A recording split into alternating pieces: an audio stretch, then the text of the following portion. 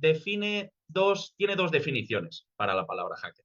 La primera sería un reconocimiento de un hacker como un criminal digital, ¿vale? Tal cual lo pone en el diccionario de la Real Academia, sería un pirata informático. Y esa sería un poco la imagen que tenemos de lo que veíamos anteriormente, ¿vale? Esos hackers no tienen por qué tener capucha, ¿vale? No es necesario tener una sudadera negra para ser hacker, pero sí que sería un poco esa imagen que aparece en las películas de esas personas que utilizan su conocimiento en ciberseguridad para vulnerar sistemas y atacar pues, a empresas, a gobiernos, etcétera. Pero eso no es todo. La definición de hacker en el diccionario de la Real Academia Española tiene otra vertiente, ¿vale? Y es por esto que digo que tenemos todos una pequeña parte de hacker dentro. Y es que esa vertiente lo que dice es que un hacker también puede ser alguien con una curiosidad insaciable que utiliza sus conocimientos para entender cómo funcionan los sistemas y así mejorarlos, probarlos y romperlos, siempre desde un punto de vista ético, para mejorar la ciberseguridad, ¿vale? Tenemos entonces esa parte de pirata informático, serían los malos, y esa parte de una persona con una curiosidad insaciable y con grandes habilidades en lo que vendría a ser la informática y la tecnología en general, ¿vale? Por eso, esa pequeña frase, esa pequeña cita que tenemos abajo a la derecha, en la que decimos que no es el poder lo que corrompe, sino cómo eliges utilizarlo. Porque en el mundo de la ciberseguridad, como decíamos al principio, no es un mundo en el que tu conocimiento puede definir tu éxito o tu fracaso, dependiendo de si lo utilizas para el bien o para el mal. Hechos estos matices, ahora sí que sí, vamos a hablar del camino del hacker y en concreto vamos a hablar de los tres sombreros. Por lo general, cuando se habla de tipos de hacker, se suelen hacer referencia a hackers de distintos colores de sombrero y en concreto son estos tres que estáis viendo aquí, ¿vale? Los primeros serían los hackers de sombrero blanco. Haciendo un poco referencia a la Guerra de las Galaxias o Star Wars, los de sombrero blanco serían los Jedi, ¿vale? Serían los buenos. Y son esos hackers que, como decíamos antes, trabajan legalmente y utilizan su conocimiento para encontrar vulnerabilidades y proteger sistemas, ¿vale? Son lo que comúnmente se conoce como hackers éticos. Me vais a permitir que me salte la segunda fila y vaya directamente a la última, porque por el contrario, en el otro lado del espectro, tenemos a los hackers de sombrero negro, ¿no? Si los buenos eran los de sombrero blanco, los malos son los de sombrero negro. Haciendo referencia a Star Wars, de nuevo, serían los Sith, ¿vale? Y son los que explotan vulnerabilidades y explotan sistemas con fines maliciosos, ¿vale? Como por ejemplo, pues el robo de datos, la extorsión, el sabotaje. Su motivación, pues puede ser el dinero, el poder, el caos. Básicamente son los que utilizan su conocimiento para el mal. Un poco entre medias de estos dos sombreros, ¿vale? Un poco mezclando el blanco y el negro, tendríamos lo que vendría a ser los hackers de sombrero gris. Y son un poco, por así decirlo, hackers que operan en una zona intermedia, en el sentido de que son hackers que utilizan su conocimiento para hackear sistemas, para vulnerar sistemas sin permiso, lo cual lo hace ilegal, ¿vale? No por eso quiere decir que sea legal. Es ilegal y entonces estaría más en el bando de los hackers de sombrero negro, pero no lo hacen con una intención maliciosa, sino con una intención a lo mejor de investigación, de prueba. Entonces, su intención al no ser maliciosa, pues queda un poco ahí en un punto intermedio entre el blanco y el negro. ¿Quiere decir que sus acciones sean legales? No, en absoluto, ¿vale? Y esto es un concepto que tiene que quedar bien claro.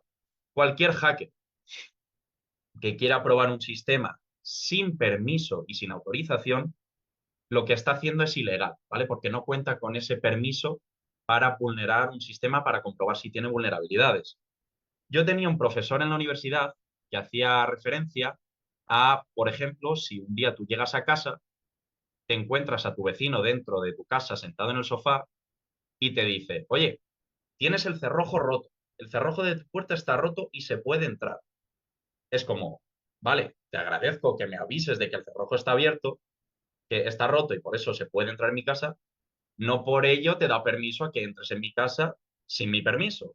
Pues un poco esa es la metáfora de los hackers de sombrero negro.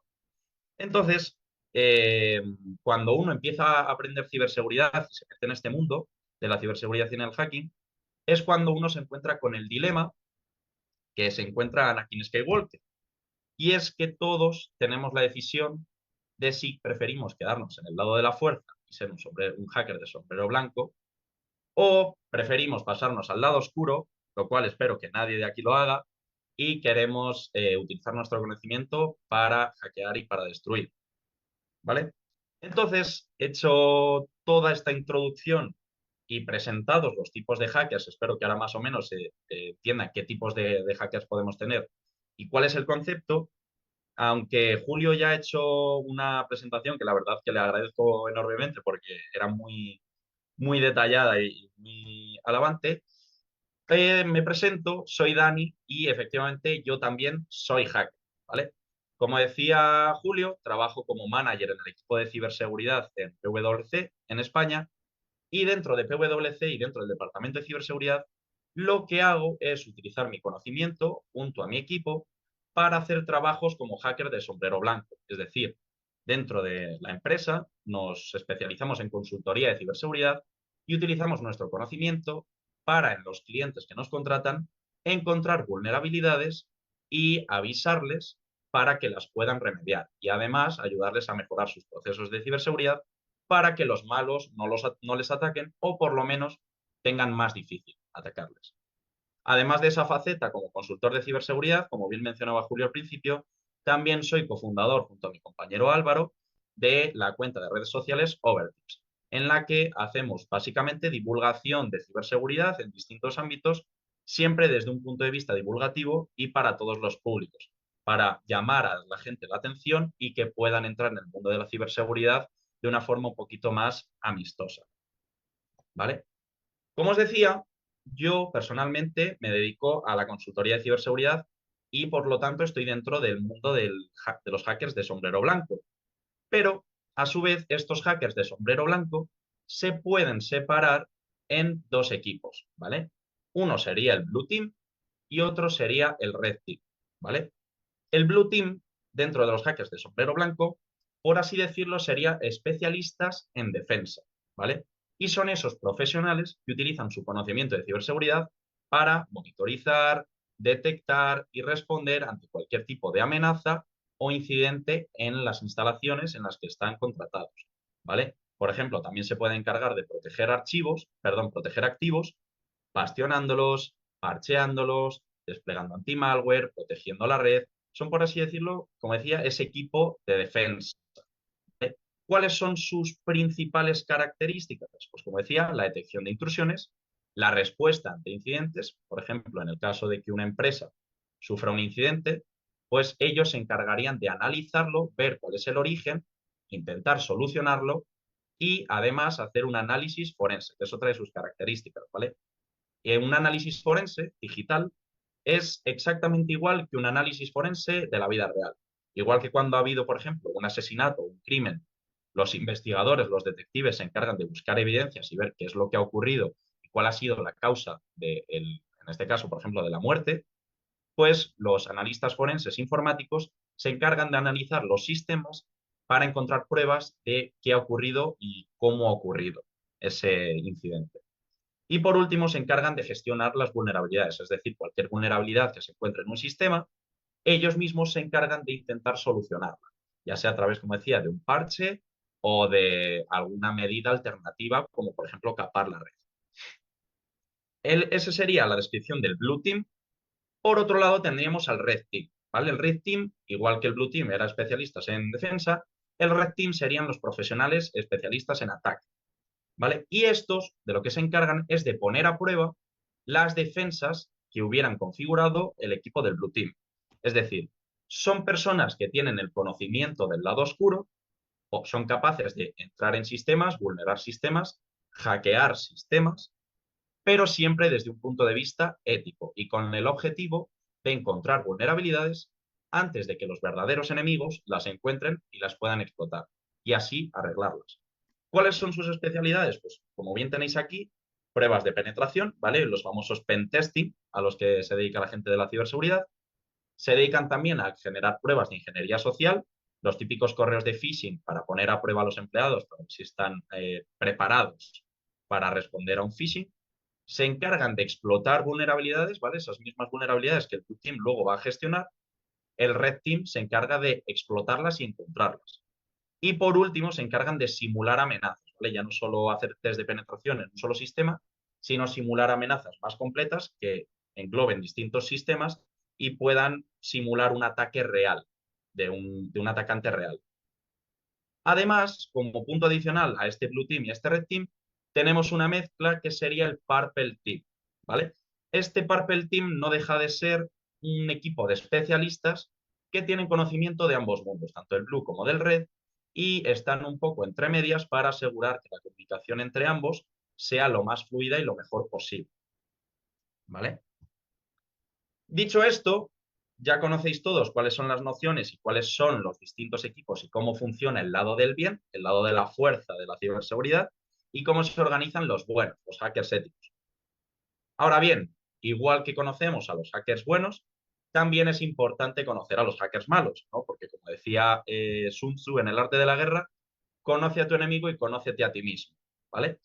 Entonces vamos a hablar de hackers maliciosos. Para ello, vamos a ir hablando de los distintos tipos de hackers de sombrero negro que existen. En concreto, esta no es una lista oficial ni formal, pero más o menos es la idea que se tiene del mundillo, y existen 6 tipos de hackers de sombrero negro. Vamos a ir viéndolos uno por uno, cada uno de los tipos, en función de su peligrosidad, desde menos peligrosos hasta más peligrosos, ¿vale? Lo primero de lo que vamos a hablar van a ser de los script kiddies, que van a ser los padawans, ¿no? Esos principiantes. Luego hablaremos de hacktivistas, luego de grupos de hacking menores, pasaremos a profesionales ya formados del sombrero negro, grupos criminales organizados dentro del mundo de la ciberseguridad y por último iremos al tipo de hackers de sombrero negro más peligroso que existe, que son los hackers estatales.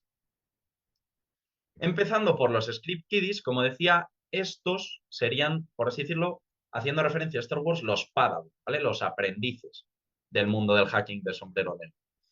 ¿Y cuáles son sus características claves? Sus características claves son básicamente habilidades limitadas, porque tienen conocimientos muy básicos de ciberseguridad, uso de herramientas que no han creado ellos, por lo general se dedican a dar a botonazo gordo sobre herramientas que otros mismos han desarrollado y el impacto que pueden llegar a causar. Este impacto puede ser desde las menores molestias, porque por lo general no tienen conocimiento, a interrupciones significativas. ¿Y por qué ocurre esto? Porque los script kiddies, al dedicarse a explotar sistemas sin conocimiento y, como decía, dando a botonazo gordo en aplicaciones, puede que lleguen a tirar sistemas muy grandes y causar parones significativos sin ni siquiera darse cuenta, porque no son conscientes de lo que están haciendo. ¿Cuáles son sus motivaciones principales? Pues sus motivaciones principales, como veis por aquí, por lo general no son económicas, ¿vale? Esto de tipo de script kiddies no buscan beneficio económico o al menos no un beneficio económico significativo. Por lo general buscan cacharrear, vamos a decirlo así claro y pronto, ¿no? Buscan cacharrear, son muy curiosos, quieren aprender, quieren probar las técnicas que van aprendiendo por el camino y entonces esa es su motivación principal, el cacharreo, vamos a decirlo. Como ejemplo de un script kiddie, ¿vale? De los que sí que llegaron a causar un impacto significativo, tenemos la historia de Michael Calcé, ¿vale? Michael Calcé, en el año 2000, con tan solo 15 años, para que os hagáis a la idea de hasta qué punto los script kiddies, pueden llegar a ser niños, lanzó una serie de ataques de negación de servicio que llegaron a derribar sitios web como Yahoo, Amazon, eBay o la CNN, causando millones en pérdidas, ¿vale? Para que lo pongáis en perspectiva, un niño de 15 años, a base de utilizar sus conocimientos sin conocimiento de causa, acabó tirando unas de las mayores empresas del mundo y causando millones en pérdidas. Por eso son los menos peligrosos a priori, pero también es importante que se tengan en cuenta. Antes de pasar al siguiente tipo de hacker, sí que me gustaría mencionaros, no quiero aburriros con publicidad, pero toda esta historia de Michael Calcé y otras historias de hackers, en nuestro canal de Overtips hacemos una serie de vídeos entrando un poquito más en detalle. Entonces, si os interesa ahondar un pelín más en cómo hicieron estos ataques y qué resultados y qué en qué desembocaron esos ataques, os animo a que le echéis un ojillo a los vídeos porque al menos son muy interesantes, ¿vale? Ahora vamos al siguiente grupo de hackers, a los hackers menores, ¿vale? Los grupos de hackers organizados menores no dejan de ser agrupaciones de script kiddies, ¿vale? Son básicamente gente que está aprendiendo en el mundo de la ciberseguridad y se juntan para intentar utilizar sus conocimientos, por desgracia, para el mal. ¿Cuáles son sus características clave? Bueno, pues en este caso, al ser un equipo, ya sí que tienen una estructura y por lo general suelen tener un jefecillo, ¿vale? Que se encarga de coordinar todas las tareas. También tienen un conjunto más amplio de habilidades, ¿vale? Ya no es solo un chico, perdón, un chico, una chica, que tienen su set de herramientas y sus habilidades limitadas, sino que también tienen distintos miembros que pueden ser especialistas en distintas cosas. Y sobre todo intentan hacer ataques de denegación de servicio un poquito más especializados que los script kiddies, pero sin mucha especialización. Sus motivaciones principales, pues como veis aquí, la ganancia económica o la reputación. Por lo general a bajo nivel, ¿vale? No son grupos que intenten atacar a grandes empresas, sino que más bien intentan poner a prueba sus conocimientos y obtener una ganancia económica no muy representativa, digamos. Un ejemplo de este tipo de hackers sería Lulzsec, ¿vale? Lulzsec es un grupo que recibe su nombre Lulz de la palabra LOL, ¿vale? Para los que estéis muy puestos en el mundillo de Internet, LOL hace referencia a risa, ¿no? A humor, a algo divertido.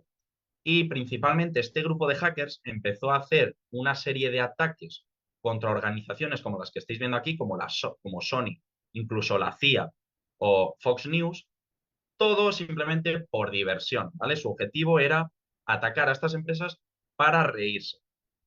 ¿Qué pasó? Que este grupo de hackers obtuvo una gran notoriedad, ¿vale? Porque aunque estaban haciendo ataques por diversión, que como digo, no por ello son legales, aunque no tenían una intención maliciosa, no por ello son legales, estos ataques por diversión fueron contra organizaciones muy representativas, es decir, estaban atacando hasta la propia CIA y ganaron una notoriedad significativa. ¿Qué ocurrió? Que el FBI fue detrás de este grupo de hackers, ¿vale? Y acabaron encontrando al líder. El líder que era muy joven.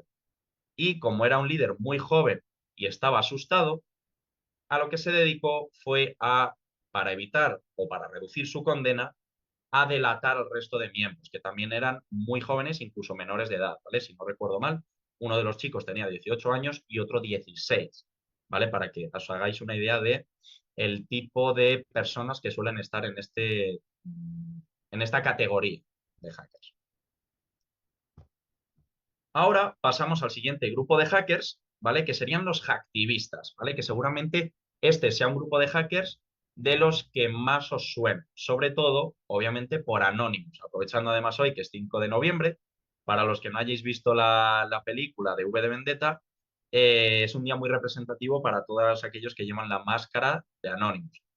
¿Qué hacen los hacktivistas? Pues básicamente son organizaciones de hackers que utilizan su conocimiento sobre todo con fines activistas, como su propio nombre indica, es decir, por motivaciones políticas, por motivaciones sociales, por motivaciones ideológicas en general, ¿vale? Suelen, entre sus características claves, como estáis viendo, su motivación, como decía, es ideológica, social, política, pero sobre todo suelen ser bastante selectivos con el tipo de ataques que desarrollan.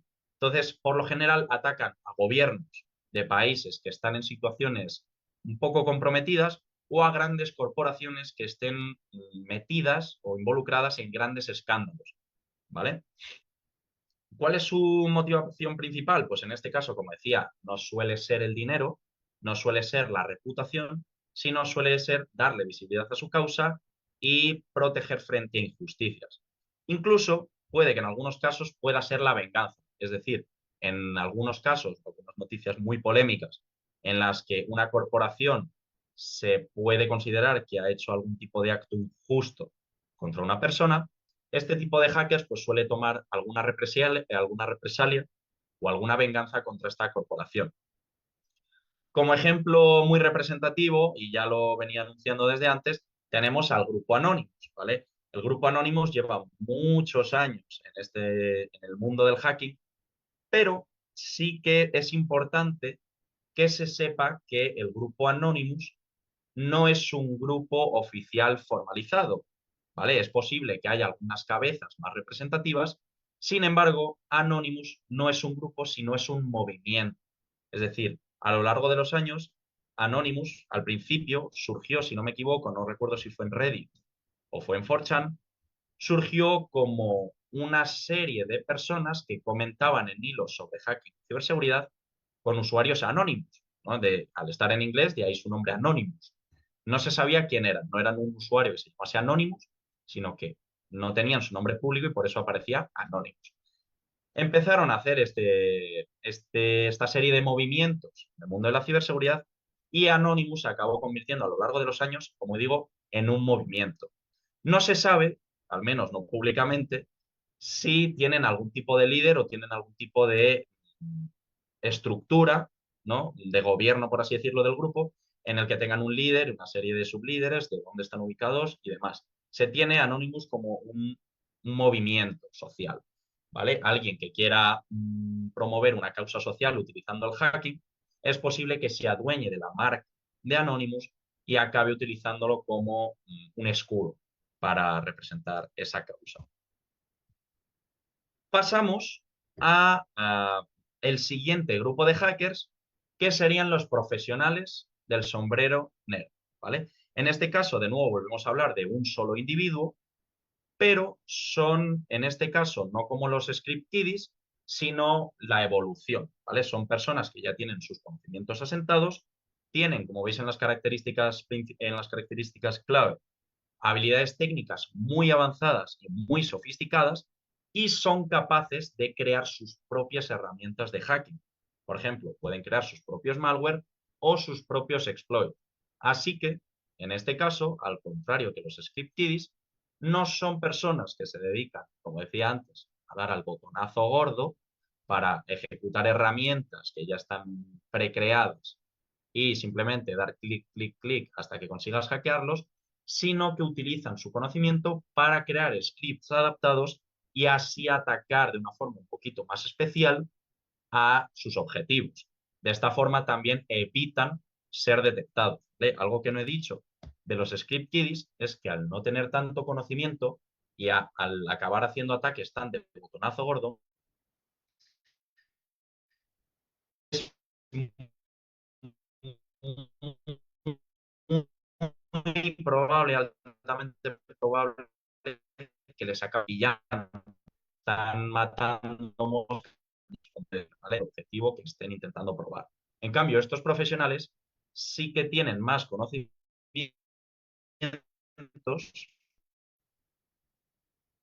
y, y utilizan ese, pues, parecidas a las del resto de hackers que vamos a ver en adelante y de valor, ¿vale? Que pueda, si no vender en el mercado negro, en la dark web, ¿vale? Como ejemplo principal, podemos tener la historia de Dark Dante, ¿vale? Dark Dante era un chico que se llamaba Kevin Poulsen. En los años 80 y 90, Poulsen se hizo famoso porque se dedicó a utilizar sus habilidades y su conocimiento de ciberseguridad para, vamos a decirlo rápidamente, hacer trampas en muchos sorteos, ¿vale? La historia más curiosa de lo que hizo Kevin Poulsen en los años 80 y 90 es que una vez un programa de radio de Estados Unidos hizo un sorteo de un Porsche, ¿vale? Este sorteo lo hicieron de tal manera que la persona que realizase la llamada a la línea telefónica de la radio número 102 sería la persona que se llevaría el Porsche. Entonces, lo que hizo Kevin en esa época, ahora obviamente sería mucho más difícil de realizar un ataque parecido, Kevin lo que hizo en esa época fue hackear las líneas telefónicas de la radio para obstruir por completo todos los terminales que tuviera la radio y que solo él pudiera hacer llamadas. De esta forma, se dedicó a hacer llamadas hasta que él se aseguró de ser la llamada 102, porque nadie más podía hacer la llamada.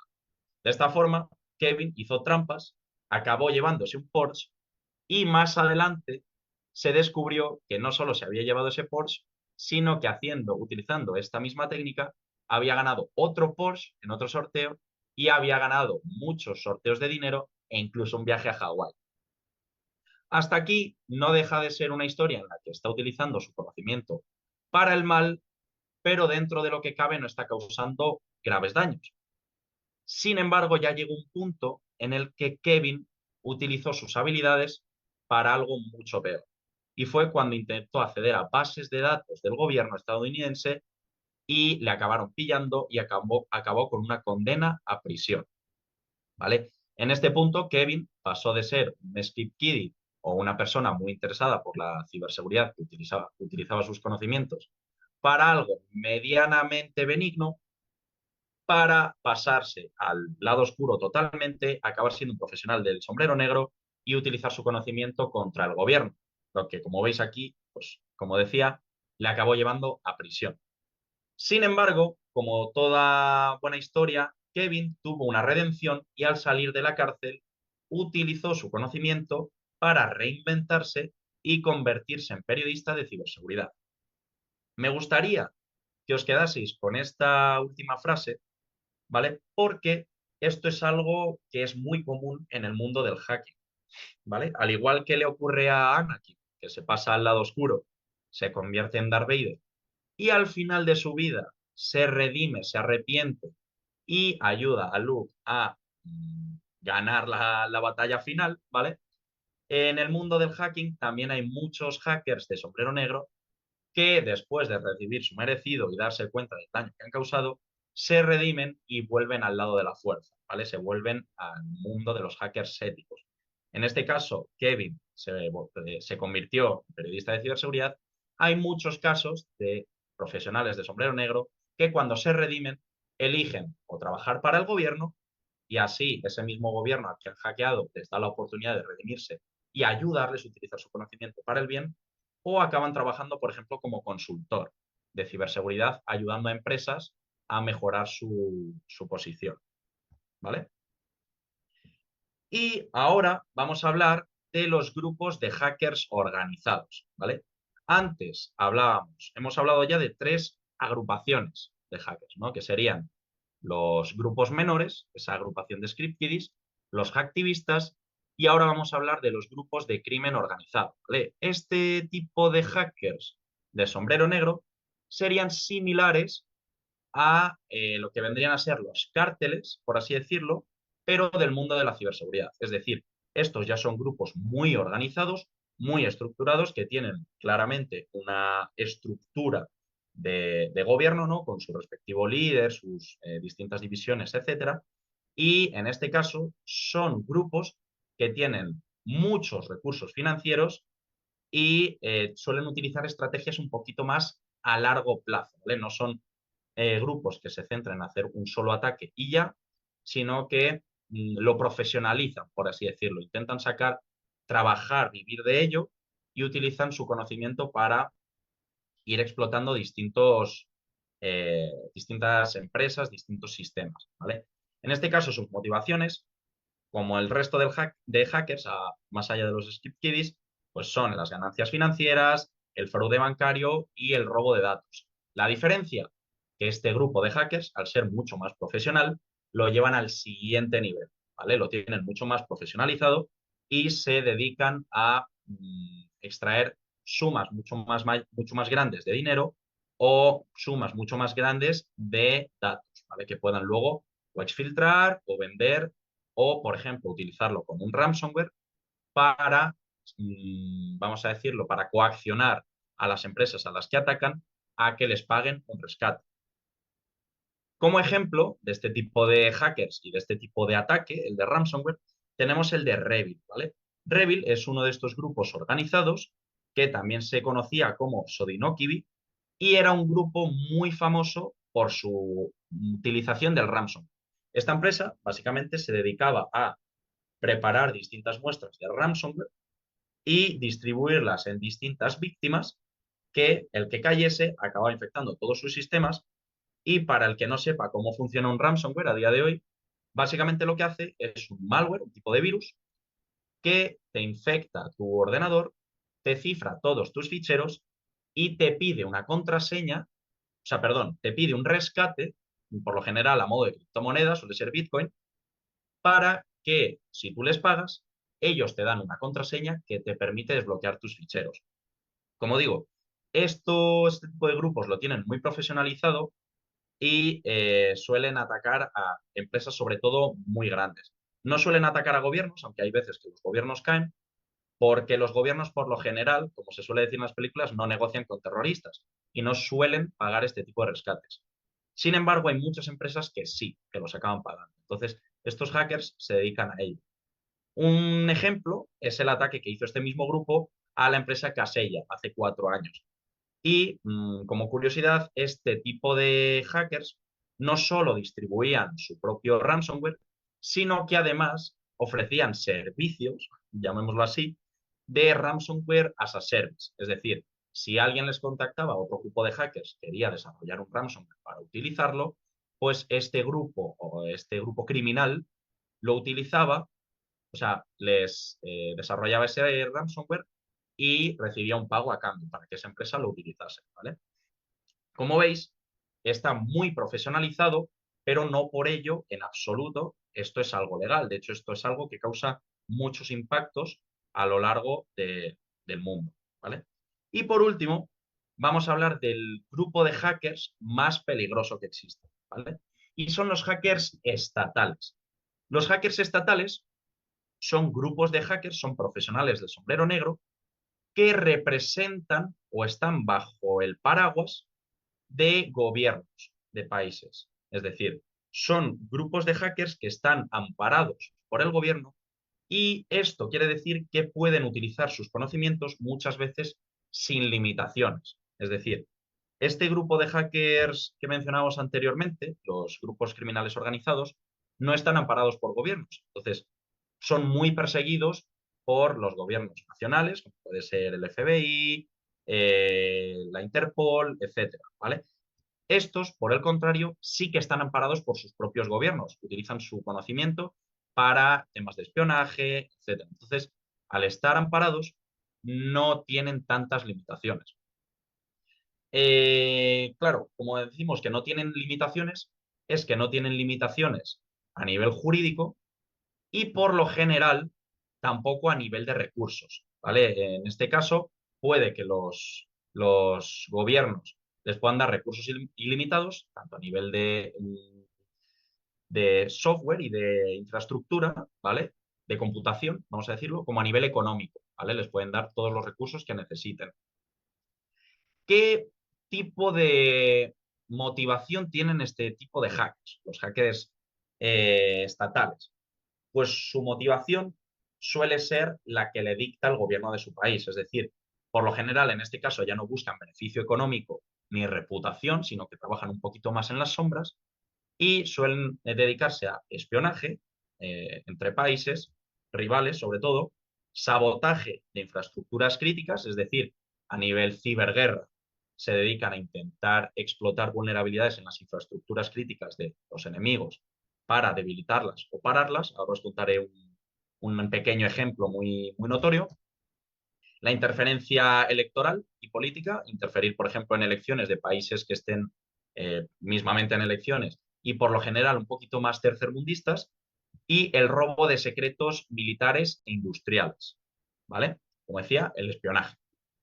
Un ejemplo de este tipo de hackers estatales sería el APT, ¿vale? El Advanced Persistent Threat, Cozy Bear, ¿vale? Es un grupo de hackers apoyados por los servicios de inteligencia, en este caso, rusos. Me gustaría recalcar que aunque en este ejemplo hayamos puesto a Cozy Bear como un ejemplo de hackers estatales rusos, por mucho que en las películas siempre se suele poner a los rusos en su mayoría como los malos, este tipo de hackers no son únicamente de Rusia, sino que todos los países o la mayoría de los países del mundo tienen este tipo de hackers, ¿vale? Y ahora con el siguiente ejemplo lo vais a ver más claro.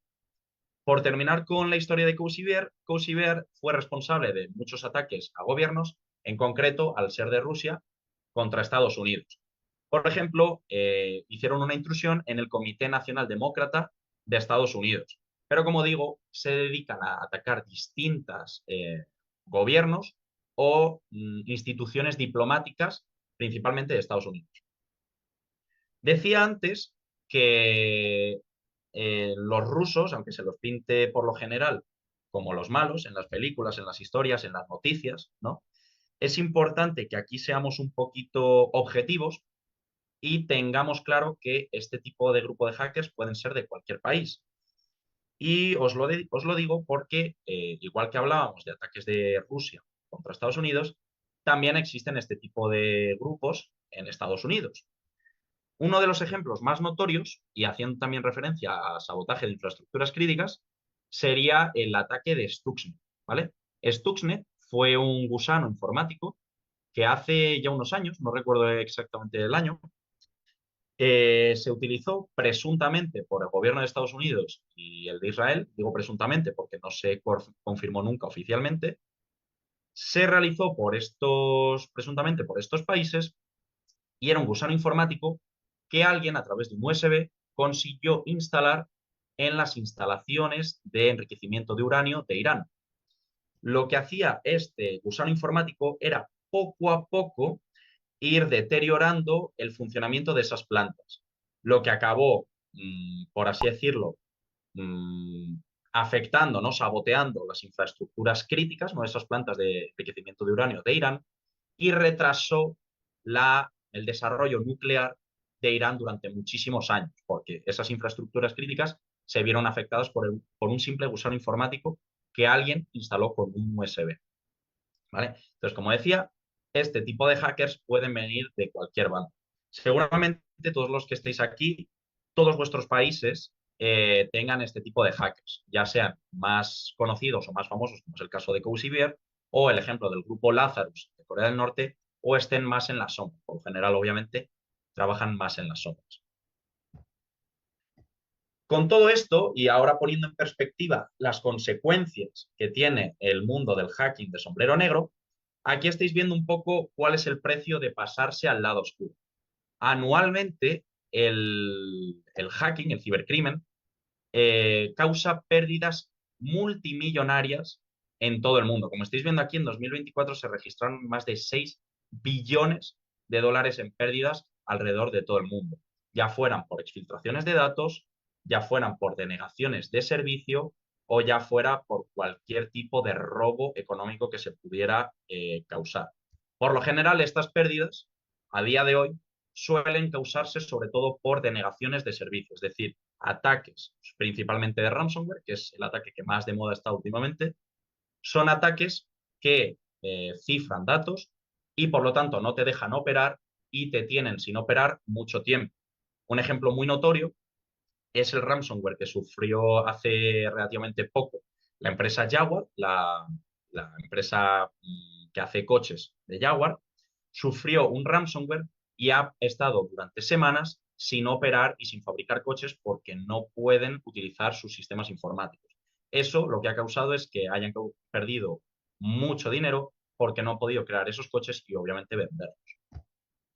También por el lado de las consecuencias que puede tener a nivel personal de que alguien se pase al lado oscuro, para que lo tengáis en perspectiva, el promedio de años de prisión que puede sufrir alguien que se ha pillado dentro del lado oscuro es de 15 años de prisión. Obviamente depende de las acciones que haya hecho, de las consecuencias que hayan tenido y del objetivo al que se hayan dedicado, pero el promedio de prisión es de 15 años.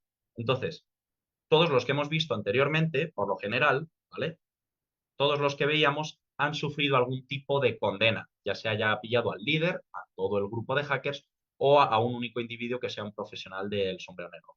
Por lo general, estas historias suelen acabar bien para la policía, por desgracia mal para los cibercriminales, y acaban pillándoles y acaban yendo a prisión. Algunos se reforman, otros no. Entonces, puesto todo esto en perspectiva, ya conocéis el lado bueno de la fuerza, ¿no? El lado bueno de la ciberseguridad, que serían esos hackers de sombrero blanco, y ya conocéis el lado oscuro de la ciberseguridad, que serían esos hackers de sombrero negro y sobre todo las consecuencias que puede tener pasarse a este lado oscuro. Ahora, entonces, la decisión queda en vuestras manos. Como decíamos al principio, lo que te corrompe no es el conocimiento, sino cómo decides utilizarlo. Para todos los que estáis en esta conferencia escuchando, si alguno de vosotros tiene interés por dedicarse al mundo de la ciberseguridad, obviamente en vuestras manos queda pensar a qué os queréis dedicar, qué tipo de hacker os gustaría ser. Si queréis ser un hacker que esté en el lado de la fuerza, que esto como beneficios os va a reportar, pues tener obviamente una carrera legal, ¿vale? Por supuesto, salarios competitivos, el mundo de la ciberseguridad es un mundo que está muy a la alza, en el que hay mucho trabajo y por lo general muy bien pagado. Vais a poder proteger a personas y organizaciones, vais a tener mucho reconocimiento a nivel profesional y entre vosotros y yo siempre mola y queda bien decir que trabajas como hacker. Y sobre todo, y lo más importante, vais a poder dormir tranquilos por las noches. Porque, por lo contrario, si elegís pasaros al lado oscuro de la ciberseguridad, lo que vais a tener va a ser una vida en las sombras, con paranoia constante, es decir, no vais a dormir tranquilos por las noches, muy seguramente. Vais a correr el riesgo de ir a prisión, destruir vuestro futuro y, como veíamos antes, acabar incluso 15 años en prisión. Vais a hacer daño a víctimas inocentes, porque en muchos casos muchos ciberataques acaban afectando a personas que ni siquiera son víctimas directas, sino que acaban siendo daños colaterales y acaban siendo víctimas, al fin y al cabo, inocentes. Es muy posible que os acabe pasando como al LULZSEC y que os traicionen vuestros compañeros, ¿vale? Ya habéis visto la historia del LULZSEC en la que el líder, cuando le pilló el FBI, lo primero que hizo fue delatar a este y a este, para así librarse él de la prisión. Y obviamente vais a perder la libertad yendo a prisión y vais a perder oportunidades, porque luego a la hora de reformaros os va a ser mucho más difícil volver al camino correcto.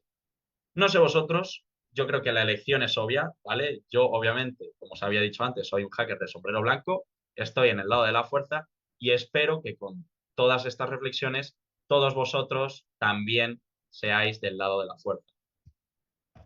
Dicho todo esto, solo me queda deciros que elijáis el camino correcto, que la os acompañe y que, como decimos abajo del todo, el conocimiento es neutral, solo vosotros, los que estáis escuchando, decidís si utilizarlo para construir vuestro futuro o para destruir. Con todo esto, simplemente deciros muchas gracias por escucharnos y, aunque he ido muy rápido, yo creo, os cedo el turno a vosotros para que hagáis todo tipo de preguntas. Muchas gracias.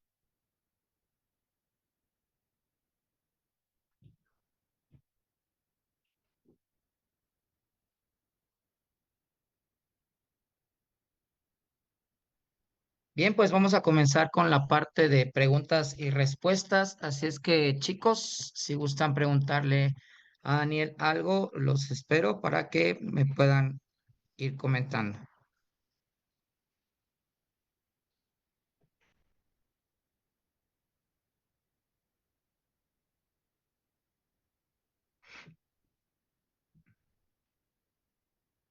Muy bien, la primera pregunta, Daniel, sería por parte de Heri Zabaleta. ¿Cómo es el proceso legal por el cual un hacker de la fuerza hace para probar un sistema? ¿Hay tantos contratos legales acordados? Ujú. Vale, sí, me gusta esa pregunta, ¿vale? Porque como decía al principio, es importante que cuando alguien se va a dedicar al mundo del hacking de manera ética, siempre, siempre y siempre tiene que haber autorización. Y obviamente esa autorización tiene que ser escrita, ¿vale? Cuando nosotros, por ejemplo, desde el mundo de la consultoría de ciberseguridad, hemos hecho algún test de penetración, algún ejercicio de hacking ético, siempre ha habido un contrato de por medio en el que se detalla cuál va a ser el alcance o qué sistemas en concreto vamos a probar, qué tipo de técnicas vamos a probar y hasta cuándo vamos a probarlo, ¿vale? Las fechas acotadas. De esa manera y de manera contractual, el cliente ya se asegura de cuáles van a ser los límites de nuestro trabajo y nos da permiso para probarlos. También es importante que cuando se hacen este tipo de pruebas se hagan en entornos controlados. Por ejemplo, si vamos a intentar atacar, me lo invento, vamos a decir Amazon, ¿vale? Imaginaos que Amazon nos contrata para que hagamos un ejercicio de hacking ético. No vamos a atacar, no vamos a hacer las pruebas directamente en el entorno principal de producción de Amazon, porque si lo tiramos, si tenemos algún error que pueda comprometer o tirar la plataforma, estamos afectando a miles de clientes, sino que por lo general el cliente lo que te da es un entorno de pruebas, un entorno secundario de pruebas en el que tú puedes cacharrear, buscar vulnerabilidades y de ahí sacar un informe que le pases al cliente para decirle, oye, esto y esto lo tienes mal. Deberéis arreglarlo antes de que algún malo lo utilice. Muchas gracias. La segunda pregunta sería de Sayap Flores. ¿Por qué se necesitan tantas personas para hackear? ¿Hay muchos roles a tomar? Pues esa es una pregunta bastante interesante y por lo general se utilizan distintas personas porque tengan distintos conocimientos, ¿vale? O porque sean como un recurso adicional que te pueda ayudar a mejorar la calidad de lo que se está haciendo, ¿vale? Por lo general, a lo mejor, y esto yo lo he experimentado, ¿vale? También como hacker ético, a lo mejor tú estás haciendo un test de penetración y no consigues encontrar por dónde entrar. Pues a lo mejor un compañero que sí que tiene otro tipo de conocimiento distinto u otras habilidades, sí que te puede ayudar y encontrar una vulnerabilidad donde tú no la estabas viendo. Te ayuda a resolver ese puzzle. Por lo general, como te digo, este es el caso de los hackers éticos. Obviamente en el mundo del lado oscuro también pasaría lo mismo, ¿no? Hay distintas habilidades en las que uno se puede profesionalizar, hacking web, hacking de bases de datos, hacking de sistemas OT, de sistemas industriales. Hay distintas especializaciones y por eso los equipos suelen ser diferentes y se suelen compenetrar entre ellos. Igual que un equipo de fútbol, tenemos un delantero que marca goles y un defensa que nos defiende, pues en un equipo hacker tendríamos también distintos roles.